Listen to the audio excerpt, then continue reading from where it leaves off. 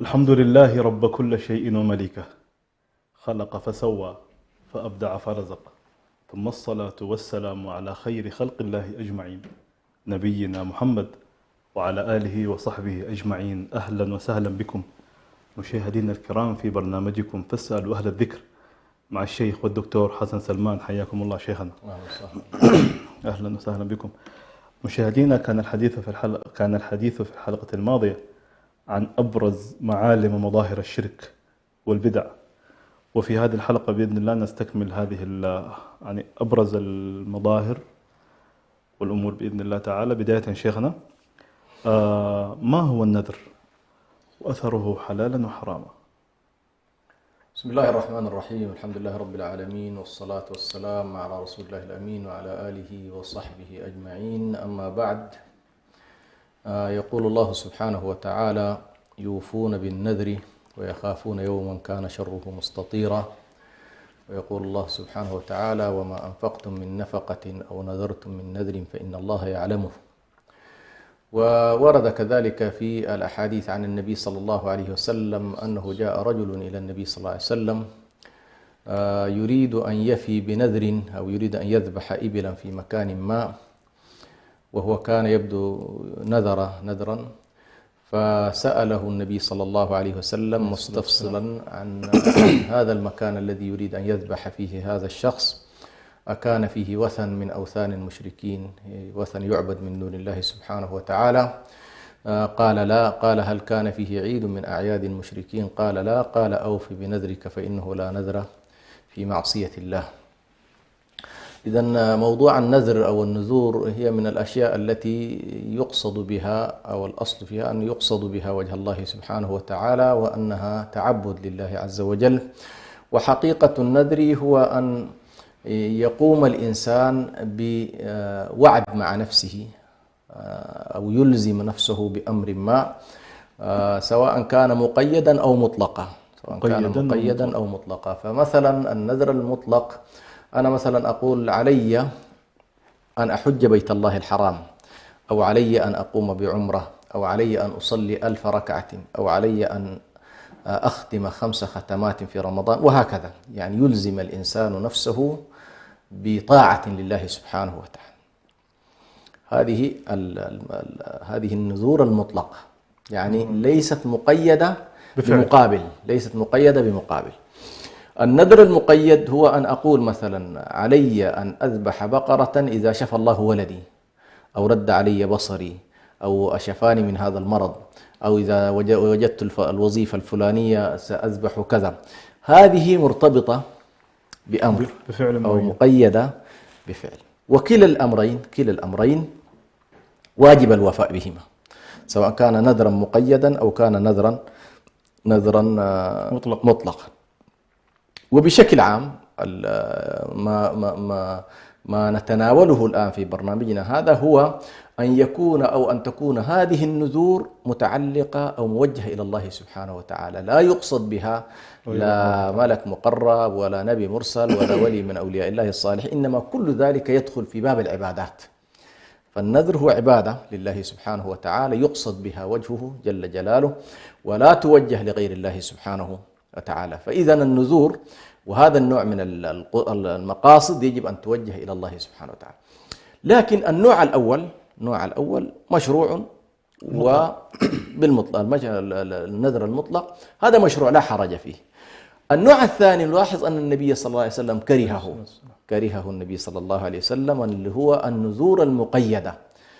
وقال النبي فيها لا إنما يستخرج منها من البخيل، يعني كأنما الشخص البخيل لا يستخرج ما لديه إلا بالمقابل.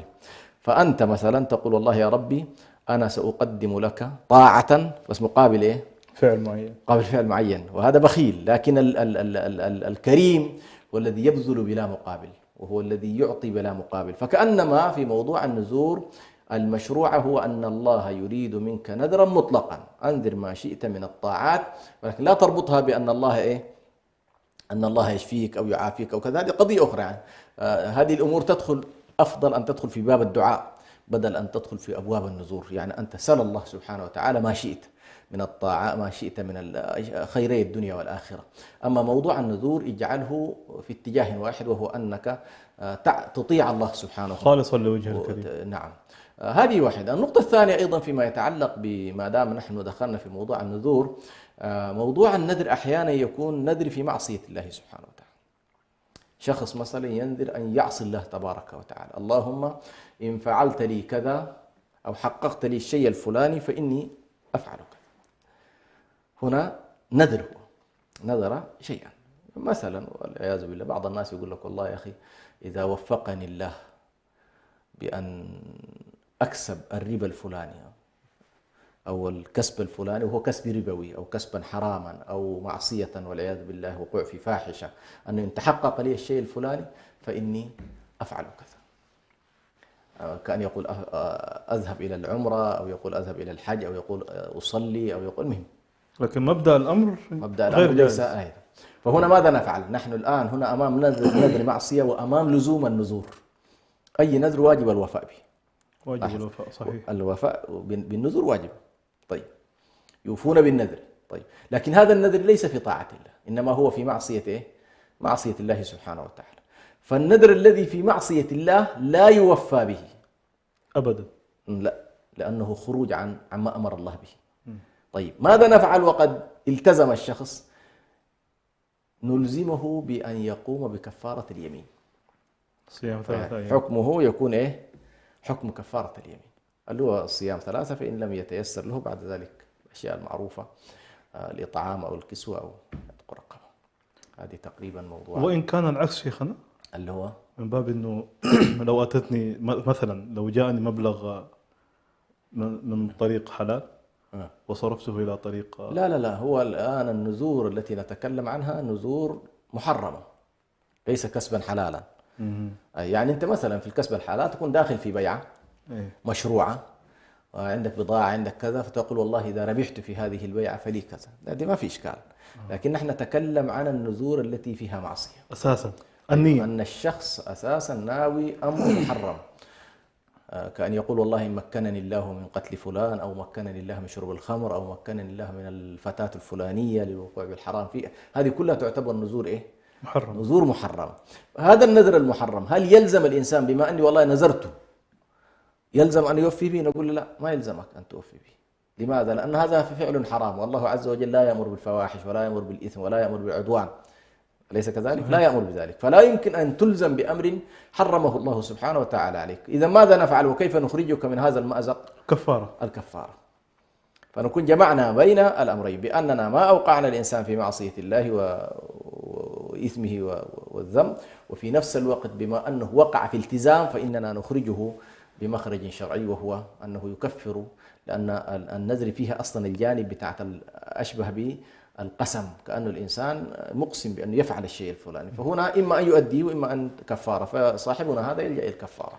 والنذر الحلال إن لم يفعله آثم؟ طبعا، وإذا ما فعل يظل معلق في رقبته. على كل، أي نذر نذره الإنسان لا يسقط عنه إلا بأن يوفيه، يوفون بالنذر. فأنت مطالب بأن توفي بنذرك الذي نذرت ومعلق برقبتك بشكل عام. بارك الله فيك شيخنا. شيخنا، إذا انتقلنا إلى موضوع الاستعاذة بغير الله، كيف تكون الاستعاذة بغير الله، وما هي الأنواع من هذه الاستعاذة؟ نعم. أولا الاستعاذة، نحن الله سبحانه وتعالى يقول وإذا قرأت القرآن فاستعذ بالله، ومأمورين بأن نستعيذ بالله سبحانه وتعالى عند الشدائد وعند كروبات، وعندما نخاف من أمر، وعندما نلجأ وتضطرنا الحياة إلى ما لا نستطيع عليه، كلنا نلوذ بالله سبحانه وتعالى فنستعيذ به. وطبعا في الجاهلية وكذلك كل من ابتعد عن الله سبحانه وتعالى، يعني عندما يأتيه أمر مخوف، يعني شيء يخيفه أو أمر يهدده، إما أن يلجأ إلى الله أو يلجأ إلى مخلوق يستعيذ به. عندنا العياذ وعندنا اللياذ في اللغة العربية. العياذ واللياذ. عندنا العياذ واللياذ.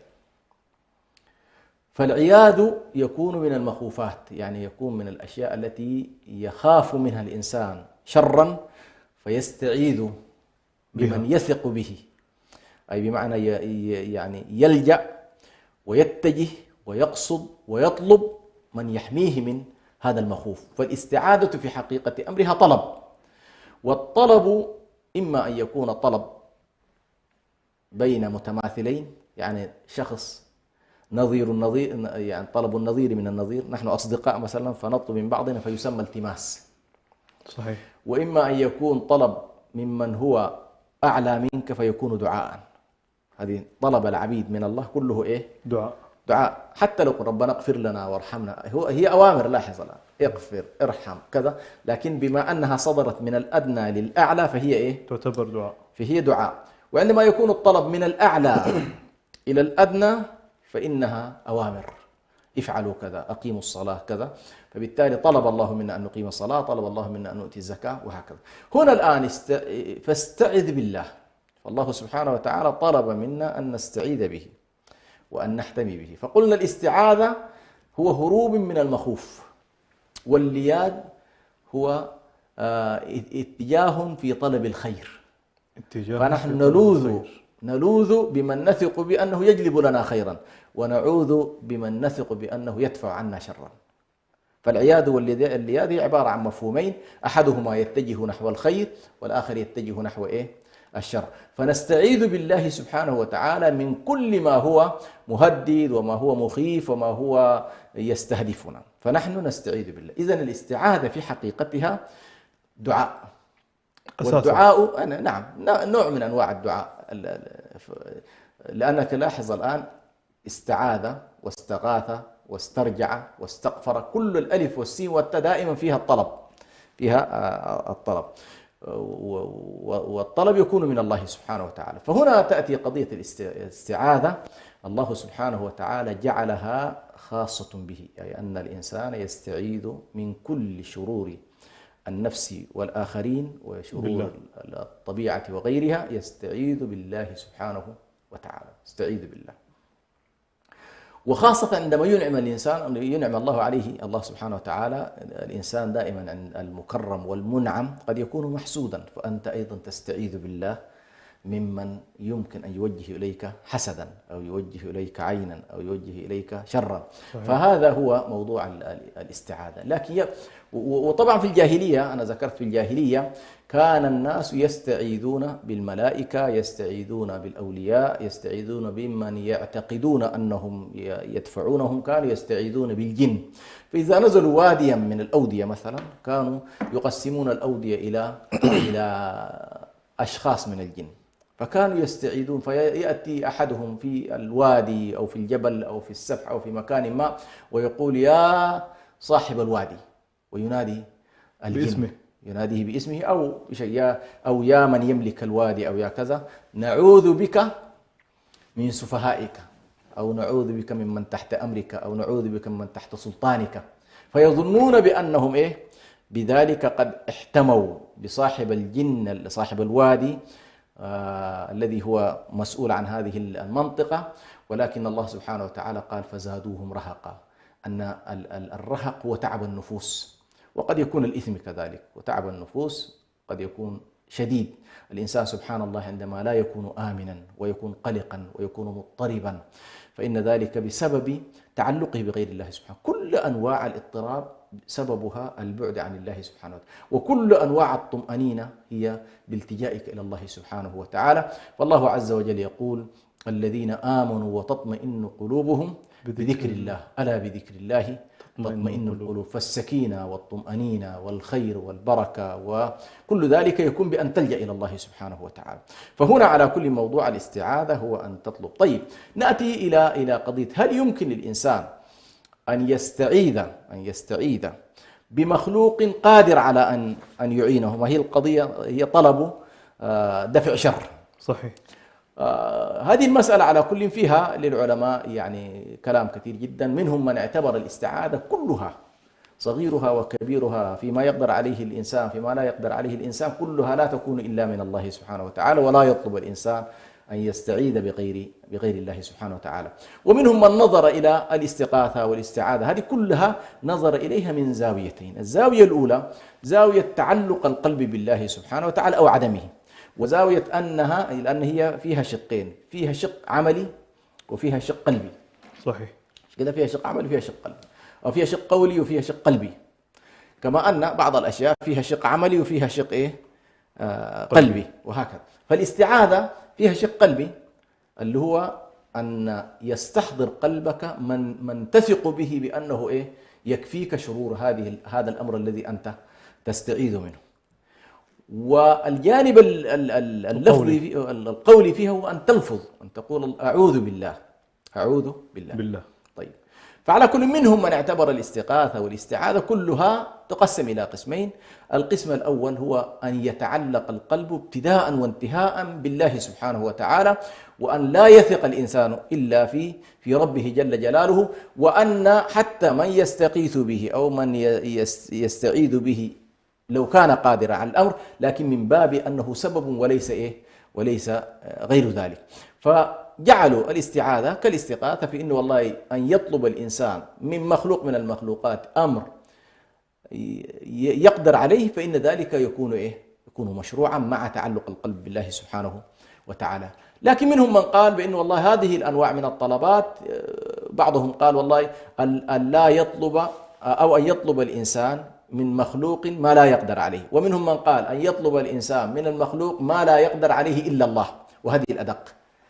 لأن أحيانا شخص يقرق صحيح. أو يحترق ثم يقول ينادي شخص خرجني من النار، أخرجني من النار، أغثني كذا، أدرك سريع، ألحقني كذا. طيب، هذا الشخص ليس سباحا وليس بتاع دفاع مدني، لكن الأمر يمكن أن يكون في قدراته. لاحظت؟ صحيح. فهو كونه والله استغاث به هل شرك؟ لا، ليس شرك. فالقول بأنه لا يقدر عليه ليست بإطلاقه، لكن الصحيح أن يقال بأن يطلب الإنسان ما لا يقدر عليه إلا الله. فأن تنادي شخص ليس سباحا صعب أنه يجيك، صعب، ليس في مقدوره، لكن ليست خارج عن إمكانية صحيح. البشر. ممكن أحد ثاني يمكن وبالتالي صحيح. هذه الدقيقة إنه الإنسان يستعيذ في أمر لا يقدر عليه إلا الله سبحانه وتعالى، هنا يقع في الشرك. لكن إن استعاذ أو استغاث أو طلب ما يقدر عليه الناس، عموم الناس، سواء كان الشخص في ذاته قادر أو ليس بقادر، فهذا لا يكون إن شاء الله من الشرك الذي نهى الله سبحانه وتعالى عنه في هذه الآيات. بارك الله فيك شيخنا. شيخنا، في باب الاستغناء، كيف ممكن أن يستغني الشخص بالله تعالى؟ نعم، هو على كل سبحان الله موضوع الاستغناء الناس فيه درجات، بابه كبير. نعم، باب كبير وواسع. فمثلا كان أصحاب النبي صلى الله عليه وسلم رباهم النبي عليه الصلاة والسلام على مطلق الاستغناء في أيدي الناس، يستغنوا في أي شيء عن كل شيء. فلدرجة أن أحدهم يكون على رأس جمله فيسقط الصوت أو الحبل أو الكرباج أو شيء يسقط، فلا يقول لصاحبه ناولني إياه، يطلب الله، ينزل بنفسه، لا ينزل بنفسه، ينزل بنفسه. وكانوا رباهم النبي صلى الله عليه وسلم في أن جليل الأمر وعظيمه وصغيره وحقيره كل شيء يطلبونه من الله سبحانه وتعالى ولا يطلبون من الخلق. هذه درجة على كل من الدرجات التي يعني يبلغها كثير من الناس إذا أراد الاقتداء بأصحاب النبي صلى الله عليه وسلم. فأنت أن تستغني فيما أيدي الناس، أن تستغني فيما أيدي الناس. وهذا سبحان الله مقام عظيم في أن من استغنى عن الناس أحبوه الناس، بخلاف الله تبارك وتعالى. إذا استغنيت عن الله أبغض فيك هذا السلوك. الله يحب أن يتقرب إليه، الله يغضب إن تركت سؤاله، وبني آدم حين يسأل يغضبوا. فأنت الخلق يغضبون عند السؤال، ولا أحد مهما كان كريما مهما كان في مرحلة فيه مراحل أنه خلاص يمل إلا الله سبحانه وتعالى. فسبحان الله يقول لك ادعوني ليل نهار صباح مساء، الناس نايمين الناس مستيقظين الناس مشغولة الناس مكروبة، ادعوني. الخلق لا، الخلق سبحان الله اليوم الأول يقابلك بشكل وجه بشوش، اليوم الثاني أقل قليلا، اليوم الثالث ممكن ينصرف عنك، اليوم الرابع قد يهرب منك. صحيح. وهكذا. فمسألة الاستغناء بالله سبحانه وتعالى، لو استطاع الإنسان كل ما بوسعه أن يستغني عن الخلق فهذا هو الأفضل. لكن بطبيعة الحال الناس في حياتهم العامة لا يمكن أن نتصور بأن الإنسان تماما في كل حياته يستطيع أن يقوم بكل شيء بنفسه. فأحيانا أنت في بعض الأمور لا تستطيع إلا أن تستعين فيها بأحد أو تستفيد منها من أحد. فأنت في حياتك مثلا حتى في لقمة الخبز تجد واحد مثلا مزارع، والثاني بتاعة حصاد، والثالث بتاعة بيع، والثالث بتاعة دكان، بتاعة الفرام. الخبزة هذه بس لو نظرت إليها يمكن قبل أن تخبز يكون قدام هناك في 7-8 أشخاص قاموا بكل هذا العمل لتخرج لك الخبزة هذه، وأنت تشتريها تمد المال وتشتري هذه الخبزة. فلا يستطيع الناس على كل الاستغناء تماما من كل وجه، لكن المطلوب أن ما لا يقدر عليه إلا الله سبحانه وتعالى لا نطلبه من الخلق، لا نطلبه من الخلق بل نطلبه من الله سبحانه وتعالى. فالله الذي يعطي الأبناء، يعطي الذرية، يعطي الأرزاق، يعطي الأعمار، يعطي البركة، يعطي الشفاء. فنطلب كل ذلك من الله سبحانه وتعالى ونستغني عن الخلق بالله جل جلاله. بارك الله فيك شيخنا. مشاهدينا الكرام، فاصل قصير ونواصل، انتظرونا.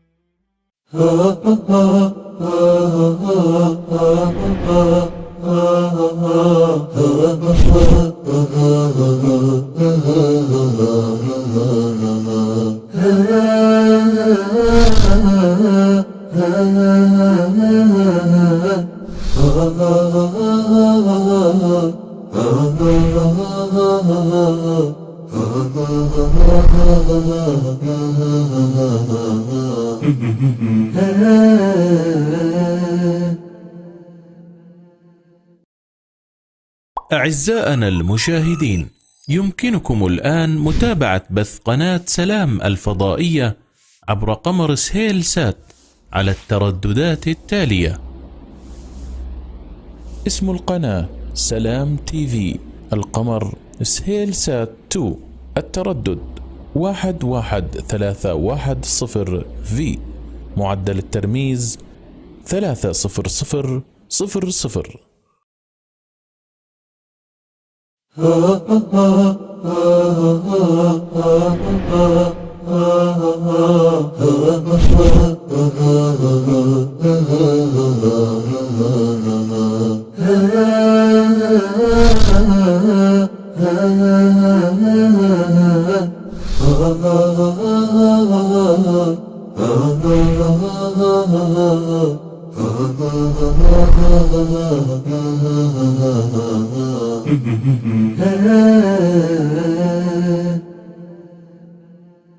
أعزائنا المشاهدين، يمكنكم الآن متابعة بث قناة سلام الفضائية عبر قمر سهيل سات على الترددات التالية: اسم القناة سلام تي في، القمر سهيل سات 2، التردد 11310 في، معدل الترميز 30000.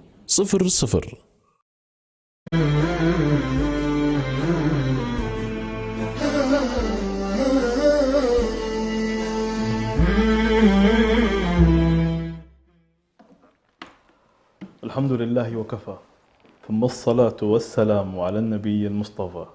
أهلا وسهلا بكم مجددا في هذه الحلقة من برنامجكم فاسألوا أهل الذكر مع الشيخ والدكتور حسن سلمان. حياكم الله شيخنا. أهلا وسهلا بكم شيخنا. نستكمل الحديث شيخنا في موضوع الاستغناء.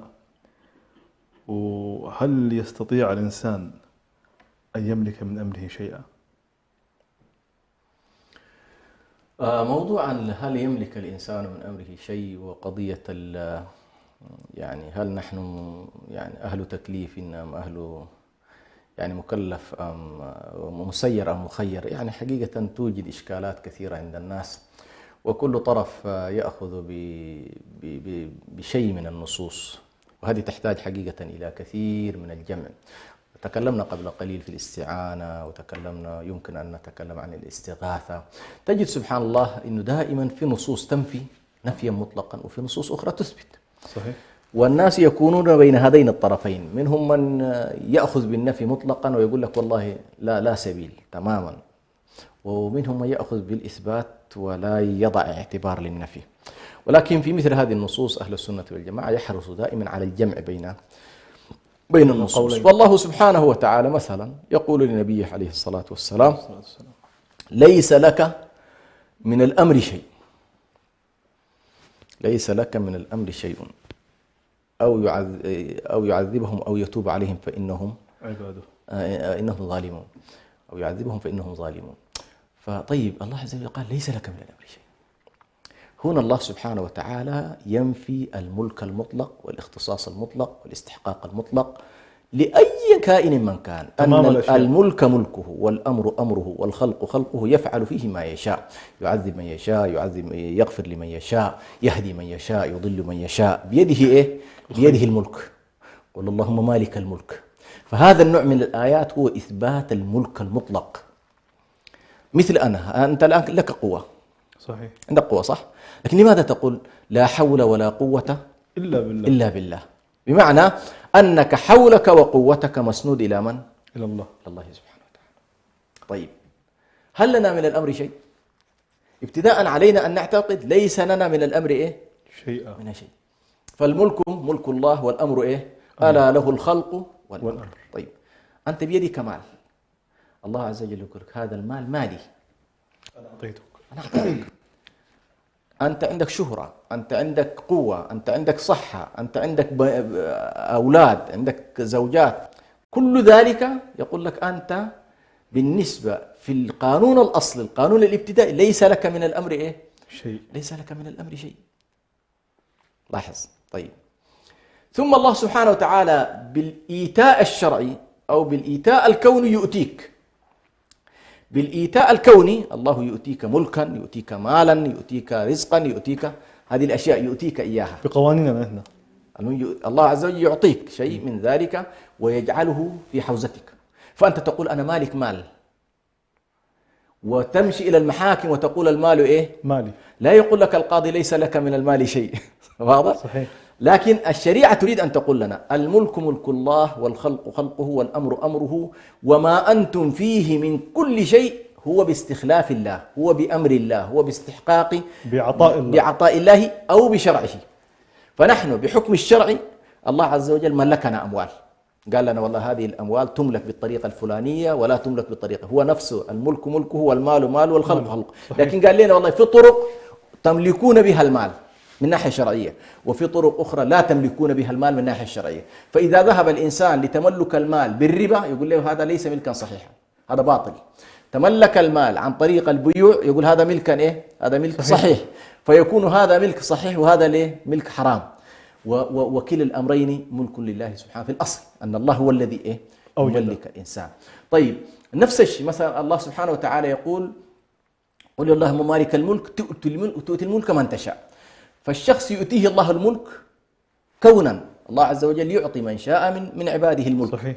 يعطيه السلطة، ولكن يقول له هذه أنت مستخلف فيها، ليست ملك لك ولا ملك أبيك ولا ملك قبيلتك ولا ملك شعبك عليها، إنما هي أنا الذي أعطيتك. طيب أنا الذي أعطيت مالا، وأعطيتك أيضا إيه؟ جاها، وأعطيتك سلطانا، وأعطيتك علما. كل ذلك يعود إلى من في الأصل؟ إلى الله. وعلمك ما لم تكن تعلم، وملكك ما لم تكن تملك، ورزقك ما لم تكن تملكه، كل ذلك بعطاء الله سبحانه وتعالى. فالآية التي تقول ليس لك من الأمر شيء، هذا على سبيل الاعتقاد وعلى سبيل أننا يجب أن نتصرف في الكون بهذه الأصل، أن الله سبحانه له الأمر كله، وله الخلق كله، وله الخير كله، وبيده الأمر إيه؟ كله علانيته وسره. فبالنسبة لنا نحن لا نملك شيء إلا ما ملكنا الله إياه بفضله الكوني وكرمه. أو بأمره الشرعي. فمثلا يقول لك والله أنت تستحق من الميراث، من ميراث أبيك لك استحقاق شرعي، فتظل أنت تقاتل وتناضل في سبيل أن تنال هذا الحق. صحيح. لاحظت؟ لماذا؟ لأن الله ملكني إياه، هذا حق أعطاني الله أعطاني الله إياه. طيب واحد آخر يريد أن يقاتل في أمر ليس له، نقول له والله ليس لك من الأمر شيء.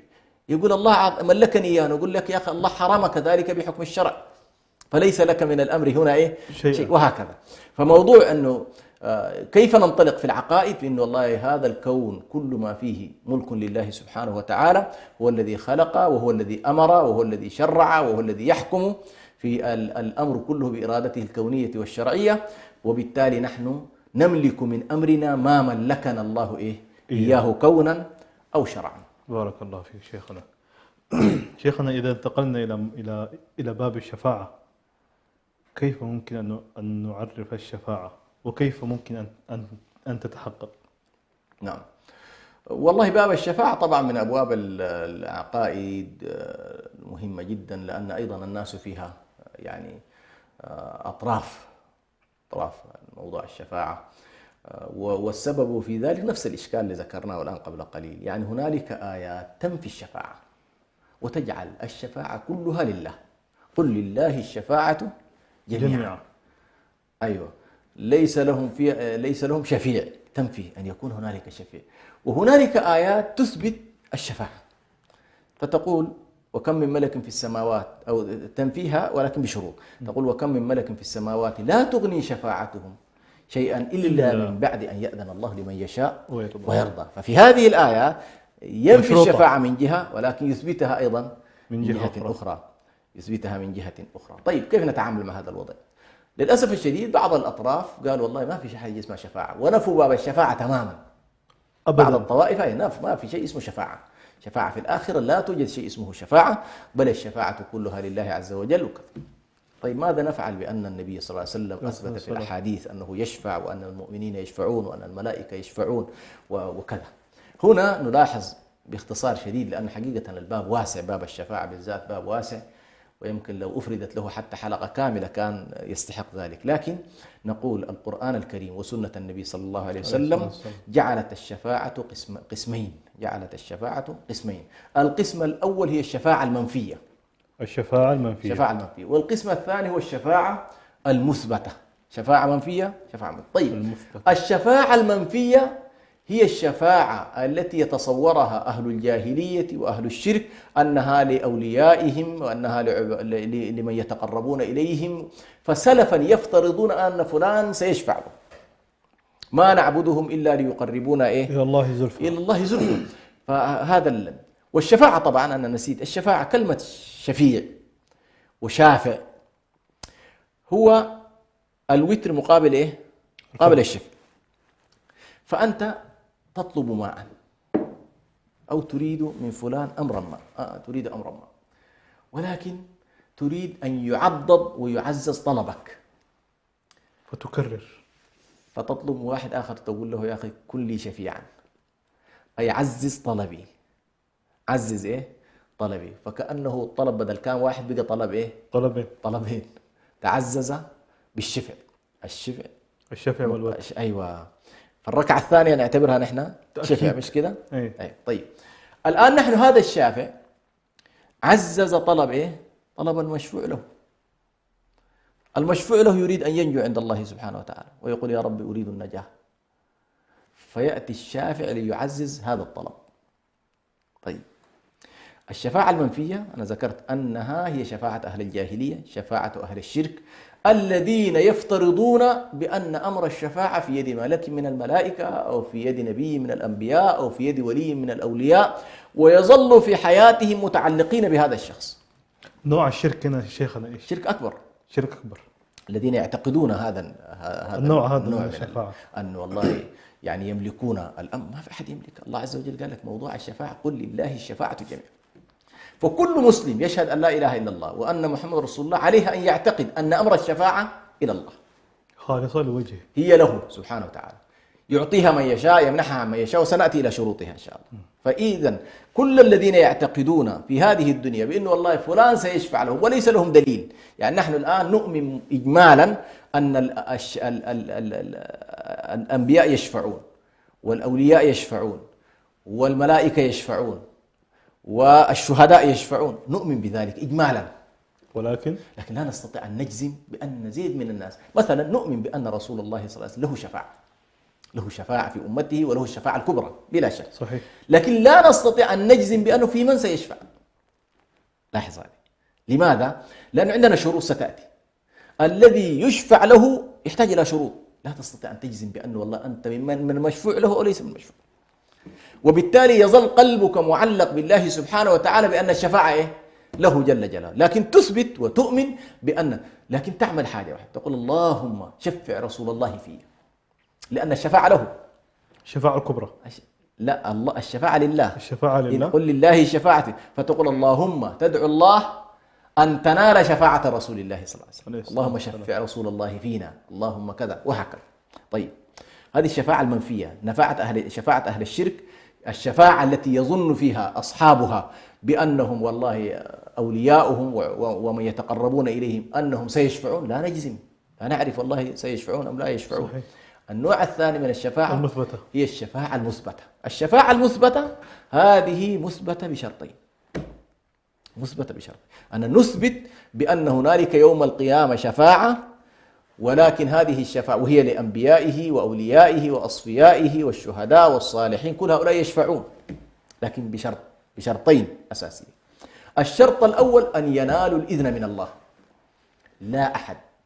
لاحظ الآن نحن نؤمن بأن هنالك شفاعة لرسول الله صلى الله عليه وسلم، ويأتي النبي صلى الله عليه وسلم يوم القيامة بالذات في الموقف الذي فيه الشفاعة الكبرى، يأتي الناس إلى آدم عليه السلام وإلى إبراهيم وإلى نوح وإلى موسى وإلى عيسى، وكل يقول نفسي نفسي، اذهبوا إلى غيري، اذهبوا إلى رسول الله صلى الله عليه وسلم. في النهاية يذهب إلى النبي صلى الله عليه وسلم فيسجد تحت العرش، يسجد سجودا طويلا، فيعلمه الله سبحانه وتعالى دعاء يدعو به في هذا المكان، يدعو الله سبحانه وتعالى.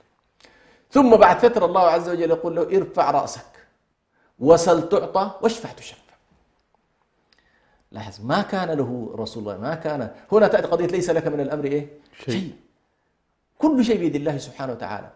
فهنا اشفع الآن يا محمد، وتبدأ الشفاعة. إذا نحن النقطة الأولى في الشرط الأول في الشفاعة المثبتة أن يأذن الله للشافع، يقول له يا محمد اشفع، يا بلال اشفع، يا فلان اشفع، أعطيته الأمر. الشرط الثاني، وهذا شرط مزدوج، أن يكون مرضيا عن الشافع ومرضيا عن المشفوع فيه، أن يأذن الله لمن يشاء ويرضى. طبعا عندي إذن وعندي الرضا. رضا عن من؟ رضا قد يكون عن المشفوع فيه وقد يكون أيضا عن الشافع نفسه، فلو لم يكن الشافع مرضيا عنه لا يشفع، وإن لم يكن المشفوع فيه مرضيا عنه أيضا لا يشفع. يعني الشفاعة وحتى لو كانت لشخص غير مرضي عنه ما تصير، لابد أن يرضى الله عنه. طيب، يأتي سؤال، إذا كان والله الشفاعة فيها إذن وفيها رضا، ما جدواها يعني إيش الجدوى؟ والله يكون هنالك شافع ويكون هنالك أمة تشفع وكذا. هنا إظهار مقام الشافع، فيها إظهار لمقام الشافع وقربه إلى الله، إظهار قربه، إظهار درجته، إظهار مقامه.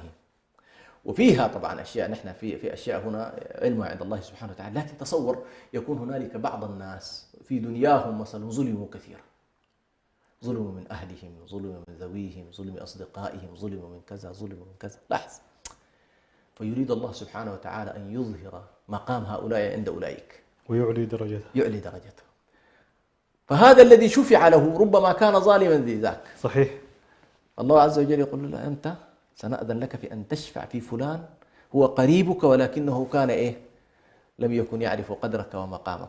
فهنا تأتي سبحان الله عملية الشفاعات، إظهار المقام وإظهار المكانة وإظهار الرفعة. ولذلك نحن عندما ندعو للنبي صلى الله عليه وسلم اللهم آت محمد الوسيلة والفضيلة ودرجة الرفعة ونسأل الله له المقام المحمود، نحن ندرك أن رسول الله صلى الله عليه وسلم هو صاحب أعلى درجة وأنه داخل الجنة، ولكن مع ذلك الله يريد أن يظهر مقام رسوله للخلق كله. جل الله. هذا جل جلاله من حكمته سبحانه وتعالى. فالشاهد هنا أن الله سبحانه وتعالى يكون قد رضي على كل، رضي عن المشفوع له وأذن للشافع، ولكن يريد أن يكرم من شاء من عباده. يفعل الله سبحانه وتعالى ذلك، وربك يخلق ما يشاء ويختار من خلقه ما يشاء لشفاعته.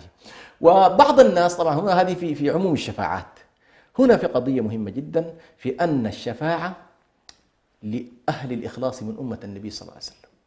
يعني لما سئل رسول الله صلى الله عليه وسلم من أحق الناس بشفاعتك يوم القيامة، قال من قال لا إله إلا الله خالصة من قلبه، فمن كان من أهل الإخلاص ومن أهل التوحيد. فالشفاعة لا تشمل شفاعة بالذات، الشفاعة التي تكون فيها إخراج من النار لا تشمل لا تشمل غير المسلمين، يعني لا تشمل أهل الشرك، لا تشمل أهل الكفر، إلا شخص واحد مستثنى من هذه الشفاعة، وهو شفاعة النبي صلى الله عليه وسلم لعمه، لورود الدليل الخاص، وهو أن النبي صلى الله عليه وسلم يشفع يوم القيامة في عمه أبي طالب، ويكون يخرجه من أسفل النار إلى ضحضاح من النار. وهذا طبعا دليل خاص ثبت لهذا. لكن ما عدا ذلك فإن الشفاعة تكون لأهل الإيمان، ما عدا طبعا الشفاعة الكبرى التي تكون شاملة للكل في موضوع الانصراف من الموقف إلى الجنة أو النار. هذه طبعا النبي صلى الله عليه وسلم يشفع فيها للخلائق جميعا، وهي الشفاعة العظمى والشفاعة الكبرى التي يتمنى الناس فيها الانصراف ولو إلى النار، يعني بقى خلاص الناس وصلت إلى مدى لا يطاق. فهنالك الشفاعة الكبرى التي تشمل باقي الشفاعات، لا تكون إلا لأهل الإيمان وأهل الإسلام وأهل لا إله إلا الله، ولكن مقصرين. ولكن لا، أحيانا يكون الشفاعات، حتى أحيانا تكون في شفاعات لأهل الجنة، يكون في ناس أعلى وناس أدنى. يكون هنالك امرأة ما شاء الله تقية نقية وزوجها في درجات الدنيا أو أولادها في درجات، فتشفع لهم ليلتحقوا بها، وهكذا على كل. قد تكون في رفع الدرجات، وقد تكون كذلك في الإخراج من النيران إلى وقد تكون في أن لا يدخل الإنسان ابتداء النار، وهكذا.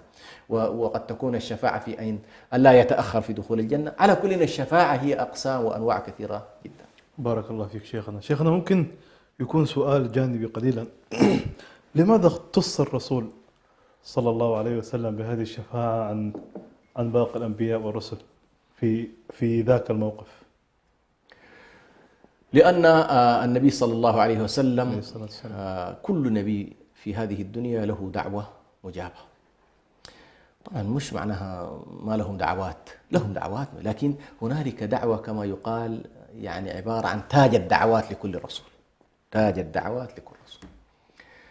فكل رسول من الرسل أعطاه الله تاج لدعواته، والنبي صلى الله عليه وسلم ادخر هذا الموضوع شفاعة لأمته عليه الصلاة والسلام. يعني أراد أن يخبئها لهم ويدخرها لهم في موطن يكون أحوج ما يكونون إليه. وبلا شك أن كل ما يمكن نراه في الدنيا لا شيء مقابل ما يحصل في الآخرة.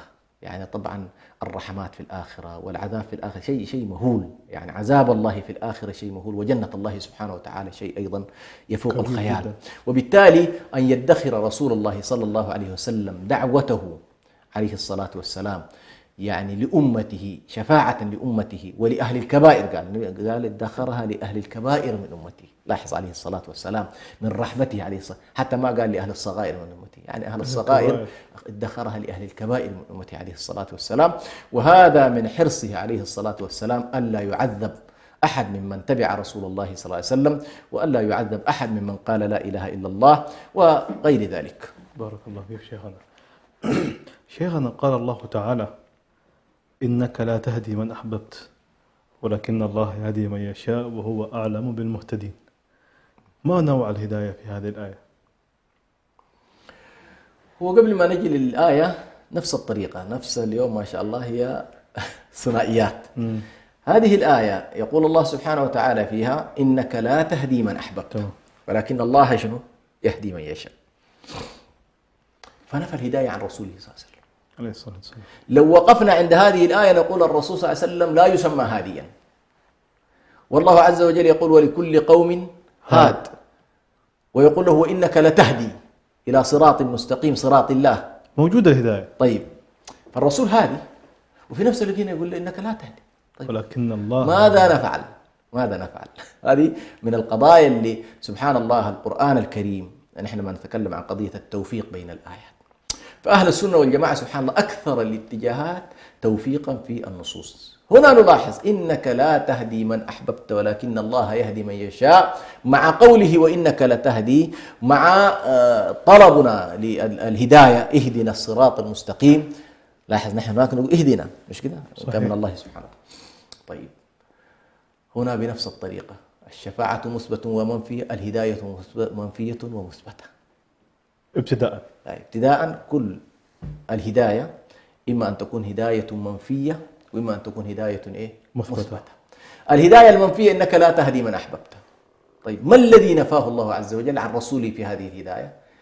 هداية التوفيق وهداية السداد وهداية الإلهام وهداية توجه القلوب لا يملكها أحد، لله تعالى، الله جل جلاله، لله جل جلاله.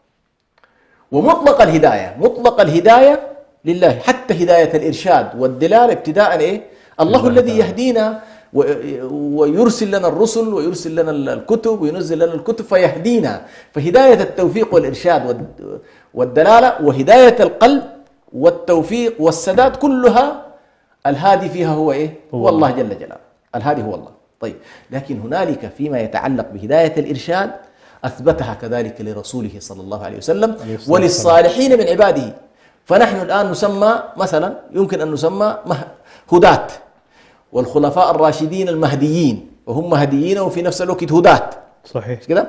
إذن الهداية المنفية هي الهداية التي لها علاقة بالقلوب، القلوب لا يملكها إلا الله جل الله تعالى جل جلاله، والتوفيق لا يملكه إلا الله سبحانه. وبالتالي هداية التوفيق وهداية السداد وهداية الإلهام نحن التي نطلبها صباح مساء من الله سبحانه وتعالى، صباح مساء نقول اللهم اهدنا. ولذلك هذا النوع من الهدايات الله عز وجل يقول وإنك قال وإني لغفار لمن تاب وآمن وعمل صالحا ثم اهتدى. طيب ونحن نقول اللهم اهدنا، اللهم اهدنا، اهدنا الصراط المستقيم 17 مرة في الفرائض نقول اهدنا الصراط المستقيم. الله عز وجل يقول لك والله موضوع الهداية اطلبه مني جل جلاله، يقول لك اطلبه مني، قل اهدني. والنبي صلى الله عليه وسلم كان في قيام الليل دائما يقول اللهم رب جبريل وميكائيل وإسرافيل فاطر السماوات والأرض عالم الغيب والشهادة اهدني لما اختلف فيه من الحق بإذنك إنك تهدي من تشاء إلى صراط مستقيم. فالذي يهدي القلوب هو الله، والذي يرشد القلوب هو الله، والذي يلهم القلوب هو الله، والذي ينزل الغيث على هذا القلب ليكون متقبلا لهدايات الرشد هو الله جل جلاله. ما ثبت للنبي صلى الله عليه وسلم أنه يهدي ويدل ويبين ويعلم ويرشد وهكذا، فهذا مقدور له عليه الصلاة والسلام، لكن لا يستطيع أن يدخل على قلبك ليحول هذا القلب، لا يستطيع. وأتباعه عليه الصلاة والسلام. فالآية تقريبا تثبت وتنفي في نفس الوقت. بارك الله فيك شيخنا. شيخنا ممكن نختم بهذا السؤال، لماذا جاءت صيغة الهداية بالصراط المستقيم حصرا؟ اهدنا الصراط المستقيم، يعني لماذا لم يكن شيء آخر غير الصراط المستقيم؟ هو طبعا هنا سبحان الله أعظم ما يمكن أن يهتدي إليه الإنسان وأن يطلبه من الله سبحانه وتعالى أن يهتدي إلى الصراط المستقيم، لأنك إن اهتديت إلى هذا الصراط أفلحت في دينك ودنياك. يعني مثلا أنت تحتاج رزق، والرزق هذا قد تصل إليه بالصراط المستقيم وقد تصل إليه بالصراط المنحرف أو طريقا، مش كده؟ لأن الصراط هو طريق، قد يكون طريقا منحرفا وقد يكون طريقا صالحا. فأنت تسأل الله سبحانه وتعالى أن يهديك الصراط المستقيم، لأنك إن اهتديت إلى هذا الصراط أفلحت في دينك ودنياك. فأنت بهذا الدعاء قد جمعت الخيرين معا، جمعت خير الدنيا والآخرة. اهدنا الصراط المستقيم صراط الذين أنعم الله عليهم من النبيين والصديقين والشهداء والصالحين. فإذا كان وفق الإنسان إلى هذا النوع من الهداية فإن باقي الأشياء كلها عبارة عن عبارة عن فروع، لأن في دنياك إما أن تكون أيضا مهتديا أو تكون غير مهتدي في دنياك. صحيح. فأنت مثلا يعني الآن مثلا الآيات التي وردت في وأن هذا صراطي مستقيما فاتبعوه، نحن الآن نقول اهدنا الصراط. ما هو هذا الصراط الذي نسأل الله؟ يقول قل تعالوا أتلوا ما حرم ربكم عليكم ألا تشركوا به شيئا وبالوالدين إحسانا. لاحظ وبذي القربى واليتامى. أيوة، والوالدين إحسانا، ولا تقربوا الفواحش ما ظهر منها وما بطن، ولا تقتلوا النفس التي حرم الله إلا بالحق، وهكذا إلى أن ختمت الآيات بقوله وأن هذا صراطي مستقيما فاتبعوه. ونحن في صلاتنا نقول اهدنا الصراط المستقيم. سبحان الله، هذا الصراط هو الذي يجمع في أن الناس في حياتهم تستقيم أمور حياتهم بهذه القضايا. فبالعدل تستقيم الحياة، وبالميزان تستقيم الحياة، وبالتوحيد تستقيم الحياة، وببر الوالدين التي فيها حقوق أعظم الناس ويندرج ما دونها من الحقوق تصلح الحياة. فستلاحظ بأن الصراط المستقيم متضمن لما يؤدي إلى صلاح الدين والدنيا، ولما يؤدي إلى حقوق الله وحقوق العباد، وهكذا. فالآيات حقيقة شاملة لكلا خيري الدنيا والآخرة. بارك الله فيك شيخنا. إلى هنا وصلنا إلى نهاية حلقة هذا اليوم. انتظرونا في حلقات قادمة، وفي الختام نقول اللهم كن معنا حين يحضر الكل، وكن معنا حين يذهب الكل، أنت ولينا ولا ولي لنا غيرك. دمتم سالمين.